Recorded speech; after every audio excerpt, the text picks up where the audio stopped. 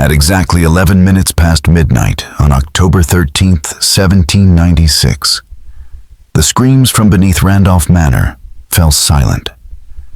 For over 3 hours, wedding guests had danced above the sealed basement, never realizing that Margaret Randolph, the bride herself, was clawing at the cold brick walls in a frantic attempt to escape. Her silk gown, once pristine, had been reduced to tatters, bloodied from her desperate struggle. What none of the 47 guests suspected was that the joyous celebration was in fact a carefully staged execution orchestrated by her new husband, along with her father, uncle, and 3 of the wealthiest families in Annapolis.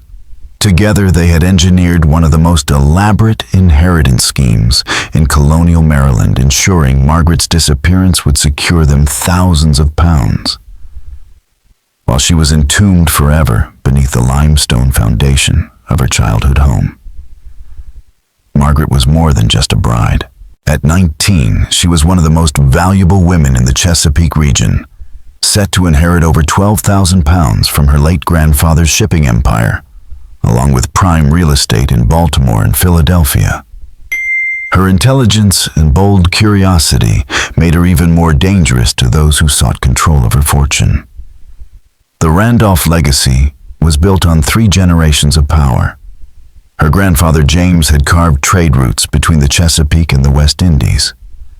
Her father Cornelius expanded into land and banking. And together, their wealth cemented the family as pillars of Maryland's colonial society. The Randolph estate itself was a grand Georgian mansion overlooking the Severn River, complete with a massive limestone basement originally designed as a wine cellar. With walls thicker than most fortresses, the room was soundproof, perfect for storing imported goods, or, in Cornelius Randolph's mind, hiding a secret no one could hear. Growing up in the house, Margaret knew its quirks, the creaks of certain boards, the whisper of sound through hidden spaces. That knowledge would later become vital to her survival. Into this world stepped a mere Thomas Carrington, who appeared in Annapolis in 1795, claiming to be a wealthy Virginia tobacco merchant. Handsome, charming, and polished, he quickly rose to prominence, convincing even the most skeptical of high society families. But Thomas Carrington was an invention. His true name was Thomas Garrett, a runaway indentured servant from Philadelphia who had forged his identity with stolen papers. He had studied Virginia aristocracy so closely that his performance fooled everyone. His research in Annapolis taverns revealed Margaret's fortune, and he played his part flawlessly, gaining Cornelius Randolph's approval and Margaret's hand. The guests at Randolph Manor had no idea they were toasting not to a union of love, but to the calculated death of the wealthiest young woman in Annapolis. Thomas had chosen Margaret not just for her fortune, but because her father's possessive nature left her isolated and vulnerable. Cornelius Randolph's financial empire was collapsing despite its outward shine. British naval seizures of merchant ships, disastrous sugar investments in the West Indies, and unpaid loans to veterans of the Revolution had left him drowning in debt. The Randolph fortune that impressed Annapolis society was little more than smoke and mirrors, mortgaged estates, vanished ships, and creditors pressing for repayment of more than 30,000 pounds. Facing ruin and the specter of debtor's prison, Cornelius had already gambled away Margaret's inheritance by using it as collateral. When Thomas entered his life in 1795, with charm, ambition, and a false identity, desperation met opportunity. Thomas needed real wealth to cement his disguise and escape his past, while Cornelius needed a lifeline to stave off disgrace. Together they devised a brutal solution. Margaret would marry Thomas, and shortly after, she would conveniently die. As her widower, Thomas would inherit her fortune, then divide it with Cornelius under a secret pact. To make such a crime appear legitimate, they recruited others with equally pressing motives. Cornelius turned first to his brother Edmund, a respected attorney whose polished reputation hid crippling gambling debts. The scheme promised him both survival and profit. Then came Dr. Samuel Henley, the family physician who had been supplementing his income by illegally selling laudanum and other restricted medicines.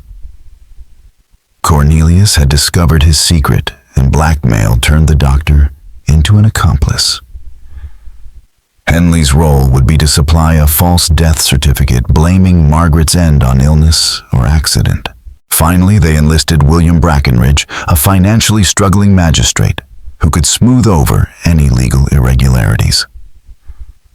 For a share of the inheritance, he agreed to ensure no one in Annapolis raised uncomfortable questions.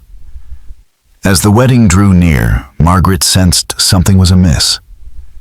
Conversations hushed when she entered. Papers were placed in front of her with unusual urgency, and her father's private meetings with Thomas grew more frequent and secretive.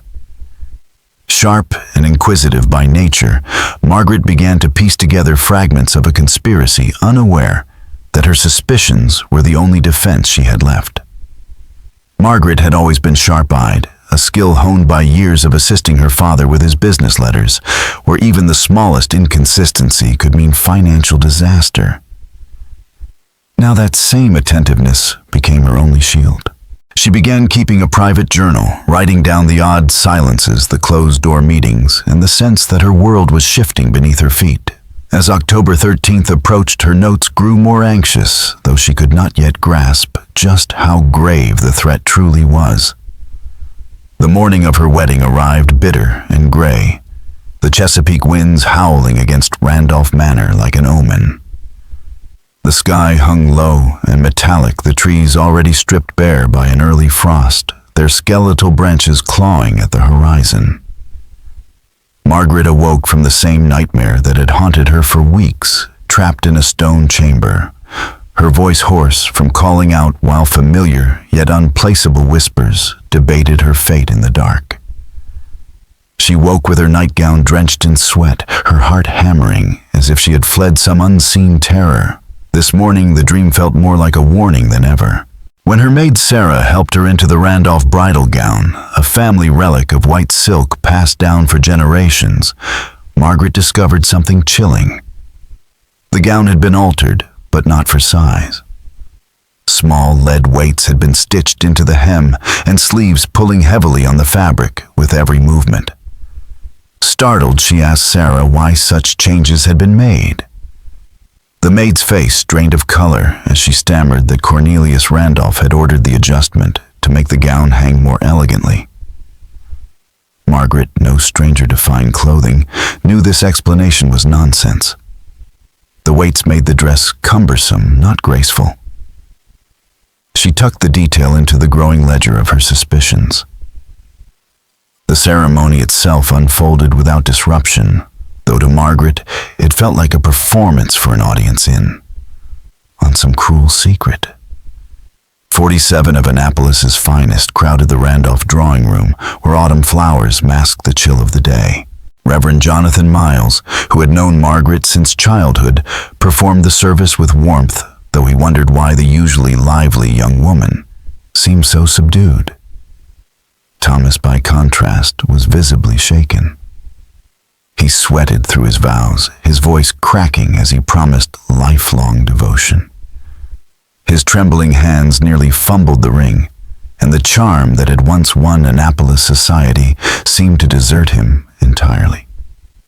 Cornelius looked on with restless impatience, glancing at his pocket watch as though time itself pressed down on him. Edmund lingered at the rear, his expression grim, while Dr. Henley and Magistrate Brackenridge exchanged fleeting but telling glances. The wedding breakfast offered all of Margaret's favorite dishes: oysters fresh from the bay duck with cranberry corn pudding, sweet potato pie.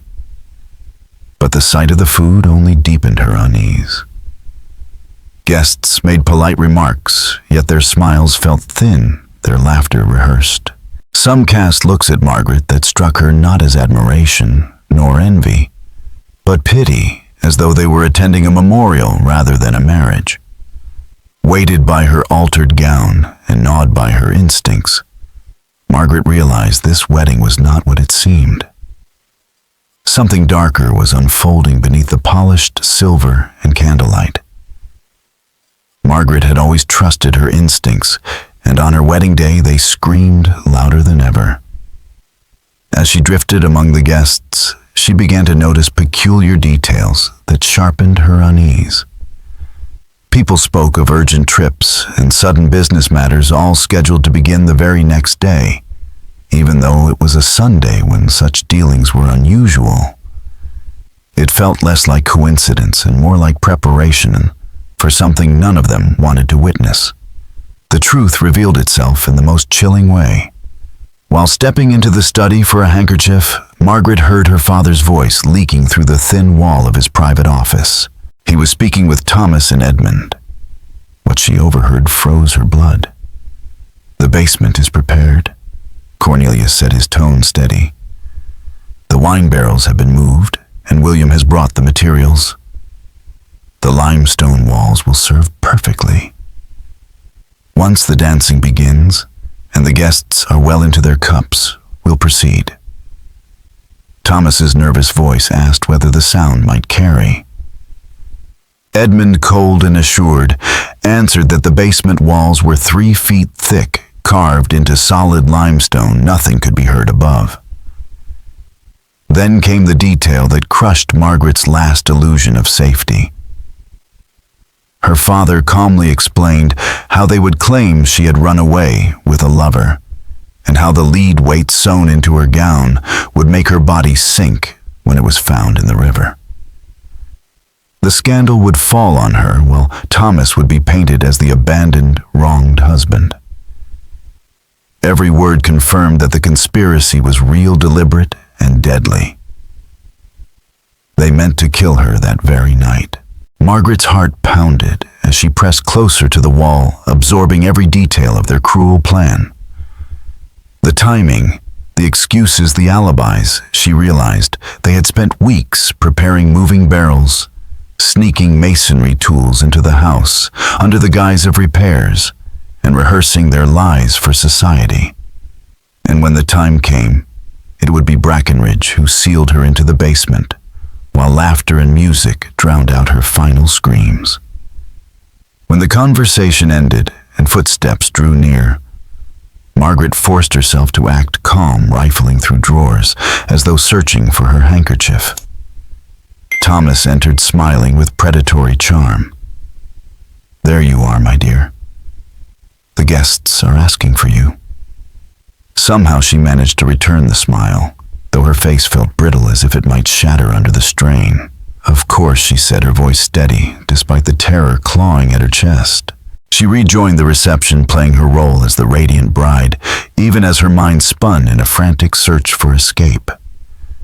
Surrounded by dozens of friends and family who trusted her father completely, she knew that crying out would be useless. Who would believe her?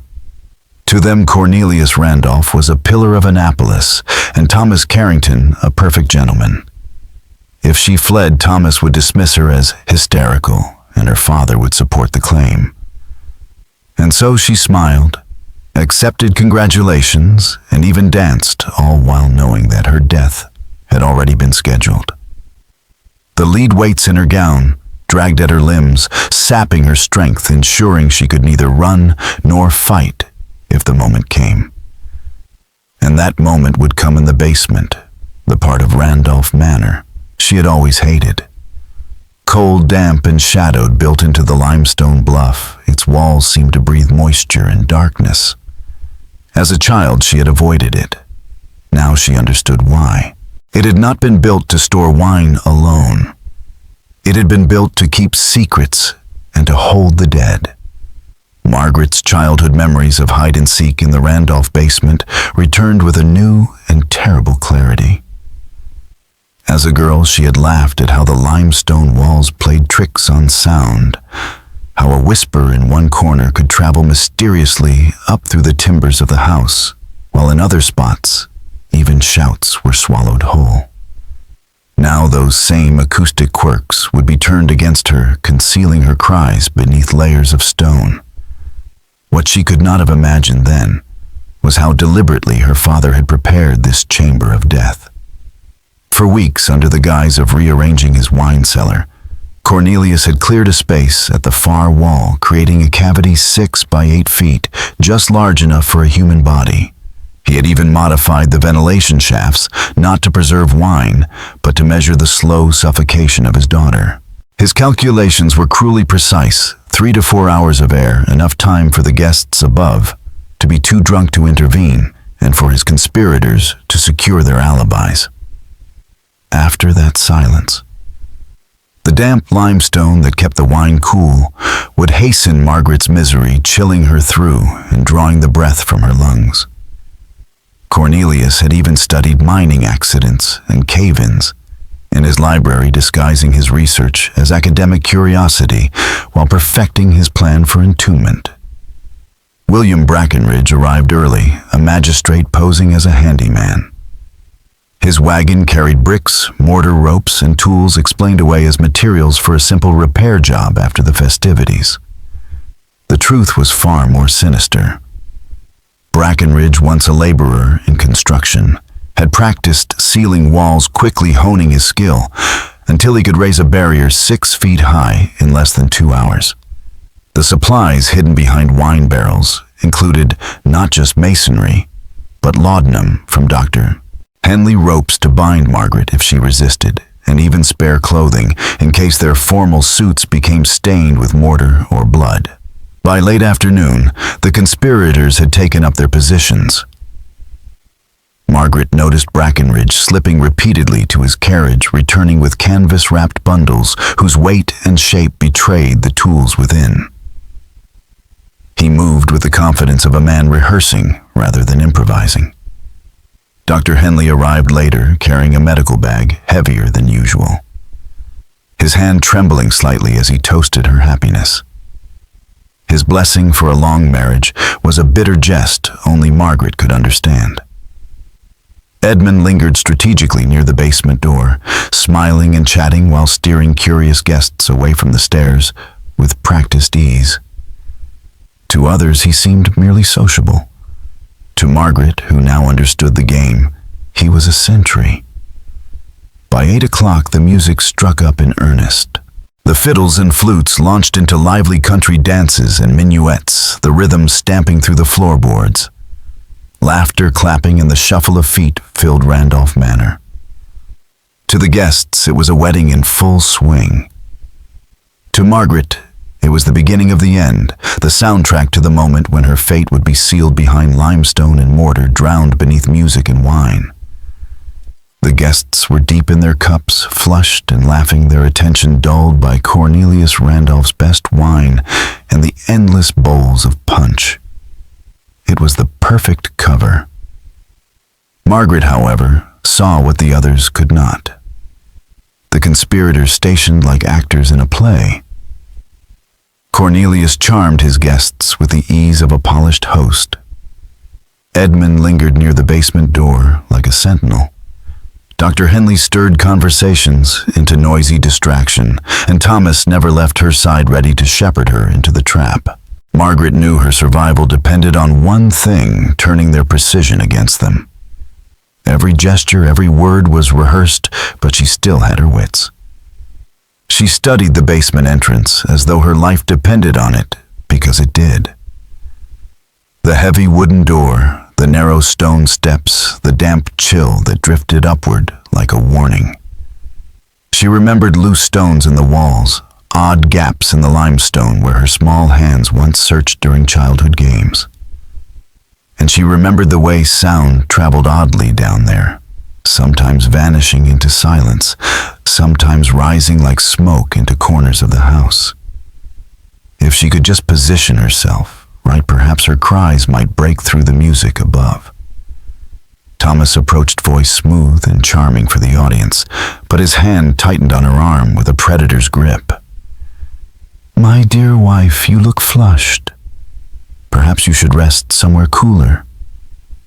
Margaret forced a calm smile. I feel perfectly well. Nonsense, he said, squeezing harder, his tone affectionate for others, menacing for her.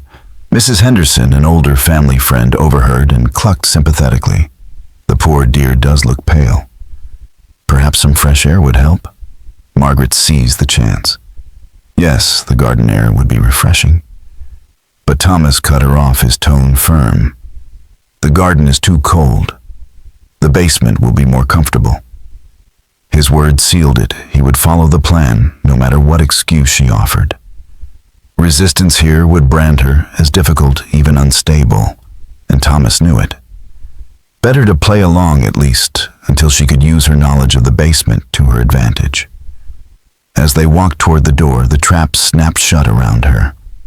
Edmund fell in on her other side, steadying her as though in concern. Dr. Henley raised his voice in a lively debate near the front, drawing eyes and ears away from the staircase. Cornelius lingered in the main room, his alibi wrapped in laughter and handshakes. Their movements were seamless, like a dance rehearsed a dozen times. Only Margaret's mind, racing with desperate clarity, broke the rhythm. The descent began. Each step carried her deeper into the chill, the warmth of candlelight and music fading with every footfall. Limestone walls closed around her, glistening with damp. Shadows stretched and swayed in the weak glow of oil lamps, painting the space in ghostly motion. The smell of wet stone mixed with the sweet tang of wine barrels. But beneath it all, Margaret caught something darker, the acrid scent of mortar. At the far wall, barrels had been cleared to reveal an open space, and behind them lay the tools of her execution bricks, stacked in neat rows. A pail of mortar ropes and iron trowels waiting to build a wall around her. To anyone else, it might look like repairs, but to Margaret, it was a coffin being prepared in plain sight. Thomas guided her to the far end of the basement, where the ceiling dipped low and the stone seemed to close in. Margaret realized they had chosen the most isolated spot, far from the stairs and least likely to be found by accident. When William emerged from behind a massive cask, with masonry tools in his hands, she kept her voice steady and asked what he was doing. And Thomas, though his hands trembled and sweat beaded on his brow, lied that Brackenage was helping Cornelius with urgent repairs. Cornelius appeared at the foot of the stairs with Edmund behind him, and in that terrible moment it became real. Her father, the man who had taught her letters and lectured her about choosing a husband, carefully stood before her as the architect of her death. She told them she would sign anything that they could have the money. But Cornelius shook his head and said it was too late. Too many people were involved, the plan had to stand. Thomas produced a length of rope, and the four of them moved in as if to bind her. But Margaret had one last advantage: the memory of loose stones, secret pockets, and the odd acoustics of this cellar. And she moved to a spot where sound climbed up through the house. Then she screamed with the clarity of a choir singer. Not a frightened woman, but a woman with a plan, shouting for help and naming their crime, so the words would ride the stone and reach the party above.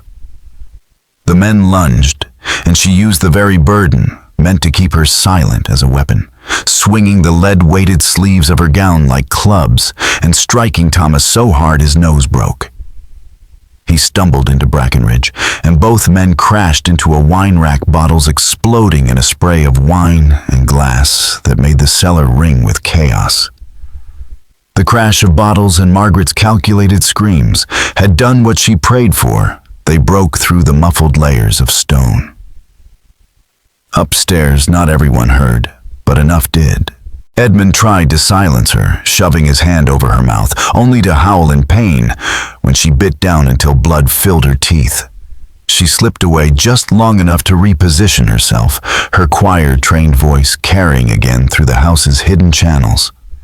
They're bankrupt, borrowing against my inheritance. They're trying to kill me. Send for the sheriff. The words were desperate but sharpened like knives, accusing names and crimes so specific that anyone who heard could not dismiss them as drunken ramblings. In the servants' quarters, Sarah froze, pressing her ear to the floorboards. Faint, distorted, yes, but unmistakable. A cry for help. She whispered it to Mrs. Patterson in the kitchen, who had also heard the strange shouts cutting through the music. Their alarm began to ripple outward, though the main rooms above were still drenched in wine and laughter. Below, panic was spreading among the conspirators. Cornelius, desperate and enraged, snatched up a wine bottle and struck his daughter across the temple. She collapsed, dazed and bleeding, her wedding gown soaking red. Yet she clung to consciousness. Even half dizzy, she managed to rasp out more cries, forcing the men to move faster. "Hurry!" Cornelius barked, his mask of control cracking. "They'll suspect. Finish it now." Brackenridge dropped to his knees, mortar flying as he worked at double pace. His training allowed him to move quickly, but fear made him sloppy. The bricks went up, uneven mortars smeared in clumsy streaks. The first thud of brick on stone echoed through the cellar like a funeral bell. Each new block narrowed Margaret's world. The air grew heavier, the lamp's glow flickered against rising walls, and still her mind searched for leverage. As Edmund and Thomas bound her wrists, she twisted a scrap of torn lace between the rope and her skin, a small wedge of hope. It was barely anything, just a sliver of looseness. But she knew it might be the difference between life and suffocation. Above them, questions stirred among the guests. Edmund had to dash upstairs to cover, claiming Margaret was simply unwell, resting with Thomas's care. But voices carried back down the stairwell. Murmurs of curiosity, a few insisting the bride's absence was odd. The wall climbed past 3 feet, already cutting Margaret into a corner that felt more coffin than room. Each brick made the space shrink, the damp stone pressing closer. The scent of wet mortar and her own blood mingled in the air. Yet Margaret fixed her eyes on Brackenridge's trembling hands and uneven rows, memorizing every flaw in the wall. It was being built to cage her, but if she could survive long enough, those cracks might be her way out.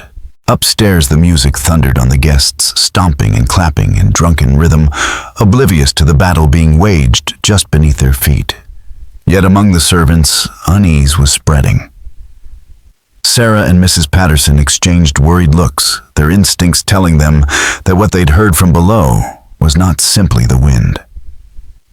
Something was wrong in Randolph Manor. The two servants exchanged nervous whispers until Reverend Jonathan Miles, already uneasy about the hurried wedding and the groom's jittery behavior, caught their words and moved to investigate. When he asked where the sounds came from and was told they seemed to come from below the kitchen, a cold certainty settled over him, and he excused himself from the celebration to go down only to be stopped by Edmund Randolph, who stepped in front of the cellar door with forced cheer and excuses about repairs. But Reverend Miles persisted and demanded to see for himself, sensing that something about the timing and the breaking glass did not add up. Meanwhile, below, the basement wall had climbed past 4 feet, and the space felt more coffin than cell. But Margaret kept fighting. The ropes around her wrists were giving under the slip of silk lace she had worked between them. The rough stone bit into her palms as she strained, and every scrape and shout she made was measured against the frantic thud of Brackenridge's trowel.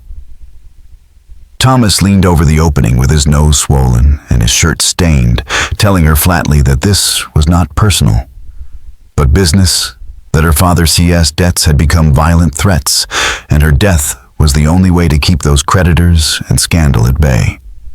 And Cornelius' face showed no mercy when he repeated that too many people were involved now for them to back out. Margaret spat back at him, naming the crime for what it was. Even as Brackenridge hurried mortar into gaps, and Edmund forced the narrative upstairs that she was ill and being cared for. Above, Reverend Miles felt the hairs on his neck stand up. his instincts sharpened by war and ministry, while Sarah and Mrs. Patterson exchanged looks that begged action. As the wall rose and the lamp guttered, Margaret felt the rope finally yield enough for a twist and tug that left her wrists numb but not bound, and she kept shouting precise accusations so they could not be dismissed as madness. Naming creditors, naming lies, calling for the sheriff, so any listener would understand this was deliberate. The men grew more hurried and sloppier, panic and guilt making their hands shake, and when Margaret managed another cry that carried into the kitchen and past the drawing room boards, Reverend Miles hesitated no longer. He pushed past Edmund with a look that brooked no falsehood and moved toward the cellar stairs. While below, Margaret braced herself to exploit every crack in the hastily built wall and every falter in their plan, ready to turn the sound and the ruined masonry and the few people who had heard her into the one chance she still had to live. Brackenridge's voice cracked as the words tumbled out his hands, trembling so violently that the trowel slipped from his grip and clattered against the stone floor. "I can't do this anymore," he blurted, his face pale and streaked with sweat. "It's true, every word she says is true. They planned it all. Cornelius, Edmund, Thomas, they promised me money if I built the wall. I was to brick her up alive while the guests danced overhead." His confession rang through the basement like a cannon blast, silencing the other men. For a heartbeat, no one moved. Cornelius's jaw tightened, his mask of control shattering. "You fool," he hissed, lunging toward Brackenridge as if to silence him, but Reverend Miles stepped forward, placing himself between the conspirators and their victim. "Enough," Miles thundered, his minister's voice filling the cellar with righteous authority. "You would murder your own flesh and blood for coin. Before God and before these witnesses, the truth is revealed." The two guests who had followed him down the stairs stood wide-eyed at the spectacle, the half-built wall. The ropes the bloodied bride balanced on top of the bricks, and 4 prominent men caught red-handed in conspiracy. Margaret, her hair disheveled and her face streaked with blood, clung to the top of the wall, her voice raw but steady. "They meant to bury me alive," she repeated, pointing at each man in turn. "My father, my uncle, my husband, they planned it together." Thomas tried to recover his words, tumbling out in desperation. "She lies. She's mad with fright, but the evidence betrayed him." Mortar smeared his hands and sleeves. His face was swollen from Margaret's blows, and the ropes lay at his feet like damning proof. Edmund stood rigid, his lips pressed thin, while Cornelius's eyes darted wildly, calculating, searching for some escape that no longer existed. Above them, footsteps thundered down the stairs as more guests drawn by the commotion arrived at the scene. Gasps filled the air as society's most respected families beheld the shocking tableau. The Randolph patriarch, his brother, the city magistrate, and a wealthy groom caught in the act of constructing a tomb for the bride of the evening. Reverend Miles lifted his hand for silence. "The sheriff will hear of this before the night is through," he said gravely. "Justice will be done." Margaret, swaying with exhaustion, but unbroken, climbed down from the crumbling wall and stood beside the Reverend. Her torn gown, streaked with blood and dust, looked less like a bridal dress than a shroud she had torn apart with her own will. Her voice, though hoarse, carried with conviction. "They thought to bury me in silence, but the house itself carried my cries. The Randolph name will be remembered, but not as they intended. It will be remembered for this night, when greed and betrayal nearly destroyed me." The cellar was no longer a place of shadows and whispers. It had become a courtroom, and the verdict was already clear. Brackenridge collapsed under the weight of his own conscience, sobbing openly, his words tearing away the last veil of secrecy. "God, forgive me. I can't seal a living woman in a tomb. It's murder, plain and simple murder. I never signed up for this. His confession cracked the dam, and one by one the others scrambled to save themselves. Edmund clung to denial, but Dr. Henley, pale and trembling, broke first, his voice a rasp. I only agreed to write a certificate to call it illness. I never imagined they'd wall her up alive. I thought it would look like an accident, quick, merciful. Not this. Their desperate confessions spilled into the air, each man pointing at the others, unraveling the plot piece by piece. Cornelius's embezzlement years of fraud, hidden behind forged documents and borrowed money. Edmund's disbarment in Virginia and his gambling debts. Henley's secret trade in laudanum and opium, forced into the conspiracy under blackmail. And Thomas, no Carrington at all, but Thomas Garrett, a fugitive from Philadelphia whose charm was as false as his name. Margaret still balanced atop the half-built wall meant to be her grave, looked down at the men with eyes that burned with both fury and sorrow. Her father couldn't meet her gaze. Thomas wept like a broken child, and Edmund stood rigid with the silence of a cornered liar. Her voice cut through the basement like a blade. You sewed lead into my gown so I couldn't fight or flee. You calculated every step of my death as if I were nothing but a problem to be solved. Cornelius finally lifted his head, the last of his pretense slipping away. You don't understand, Margaret. The debts, the threats, they would have killed us all. I thought at least this way you would die quickly and the family could survive. Margaret's bitter laugh echoed against the limestone walls. Family. What family survives when it murders its own blood? What will be remembered of the Randolphs now, except that greed and cowardice drove them to kill their own daughter? Her words struck like a verdict, not just to her father, but to every man who had conspired against her. By then, the cellar was crowded. Reverend Miles, joined by more guests who had followed the noise, and the smell of spilled wine commanded order. The evidence was undeniable: the ropes, the tools, the fresh mortar smeared on the conspirators' hands, the lead-weighted gown, the wall rising like a monument to treachery. Gasps and whispers rippled through the onlookers, turning the wedding celebration into a tribunal. At midnight, October 13th, 1796, the Randolph wedding ended, not with a toast, but with 4 men under citizen's arrest, guarded by their horrified peers, until the sheriff could arrive at dawn. The basement of Randolph Manor was sealed as a crime scene, every brick, rope, and stitch of weighted fabric preserved for the court. Letters raced to Philadelphia and Richmond to expose Thomas Garrett's past. Dr. Henley's own words doomed him, his medical practice shuttered, and his reputation ruined. Brackenridge's collapse stripped him of his magistrate's office, raising suspicions about every case he had ever judged. And Cornelius Randolph, once a pillar of Annapolis society, was revealed as a hollow man, his fortune a fiction, and his honor buried beneath the weight of his crimes. Margaret, battered but unbroken, refused to leave the house that night. She insisted on ensuring every witness gave a statement, every piece of evidence secured.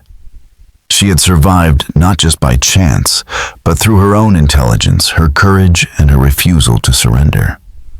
What was meant to be her tomb became instead the place where the Randolph name was destroyed forever. By sunrise over the Chesapeake, the glittering illusion of Randolph wealth lay in ruins, and so too did the men who had schemed to bury Margaret alive. Edmund Randolph's career collapsed overnight. Once a respected attorney, his name now spread through the colonial legal networks as a byword for corruption and betrayal. His gambling debts, the very chains that had pulled him into the conspiracy, would never be paid. Instead, he faced years in prison, his reputation in tatters, and his law practice forever destroyed. In the drawing room, where she had spoken her vows less than a day before, Margaret stood in the torn, blood-stained gown that bore witness to her ordeal. The lead weights that had been sewn into its seams once meant to drag her into death. were laid out on a table, undeniable evidence of her father's intent. The Randolph fortune, such as it was, would be dismantled.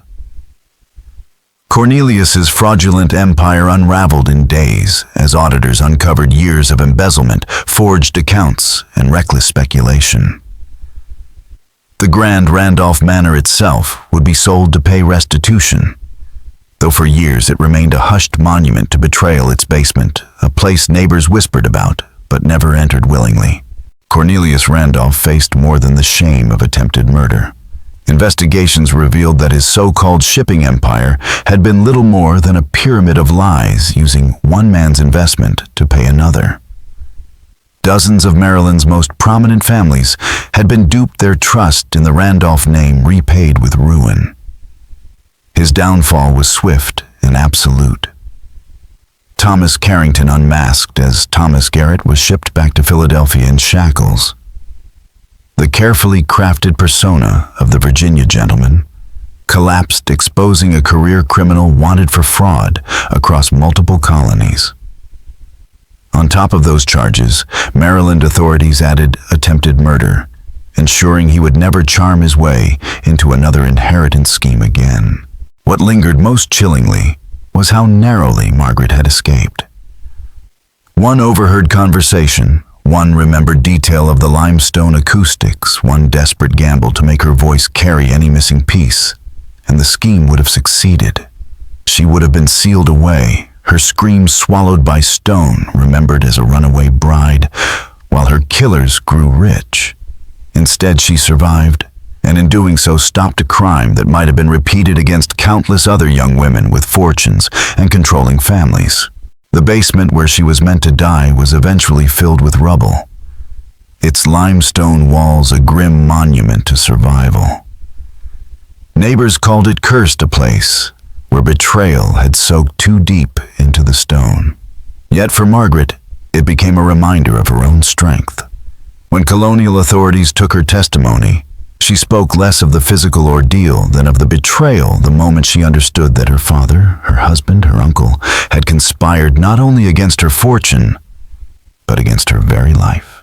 The Randolph wedding was meant to mark her entry into adulthood, but instead it became a crucible. Margaret endured not because she was saved by others, but because she refused to surrender to the fate her conspirators had written for her. Her courage, defiance, and cunning transformed what should have been her execution into their ruin.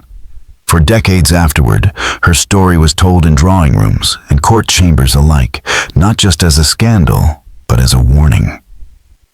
The Randolph name faded into infamy, but Margaret Randolph endured, remembered as the bride who outlived her own tomb. The story of Margaret Randolph stands as a grim reminder that greed and desperation could corrode even the strongest of family bonds, and that survival often comes not from brute strength, but from wit, resilience, and the will to resist, even when resistance seems futile. The lead weights stitched into her gown, designed to sink her body into the Severn River, instead became damning proof of a meticulously crafted murder plot. The limestone cellar of Randolph Manor, chosen as her tomb, became the very stage where the conspiracy unraveled its half-built wall, its hidden tools and its ropes preserved as evidence that shook colonial society to its core. What made this case so chilling was not only the attempted crime itself, but what the investigation revealed afterward. As news spread, colonial authorities began scrutinizing similar estates and wills across Maryland, uncovering a troubling pattern of inheritance fraud. Margaret's ordeal became a catalyst for reform. New safeguards required multiple witnesses for inheritance transfers, and tighter restrictions were placed on attorneys overseeing estates. Her name became precedent, cited in courtrooms for decades as proof that unchecked power within families could breed betrayal, and that women's inheritances required stronger legal protection. Margaret's survival was more than personal triumph. By outthinking her conspirators and refusing to be silenced, she not only saved her own life, but forced the colonies to confront a dangerous loophole that had left countless women vulnerable. The case changed inheritance law, exposed corruption, and reminded a society built on appearances that beneath polished facades, darkness could fester. So what do you think could such a carefully staged plot really have unfolded in colonial America? The documents, the confessions, and the reforms that followed suggest it could. In a world where family loyalty was assumed to be unshakable, Margaret's story proved just how fragile it could be when tested by greed. If this tale left you unsettled, share it with a friend who enjoys the shadows of history. Don't forget to hit like, subscribe, and ring the bell so you never miss another dive into these dark mysteries of the past. Until next time, remember, even in the most gilded of houses, sometimes the walls themselves keep secrets.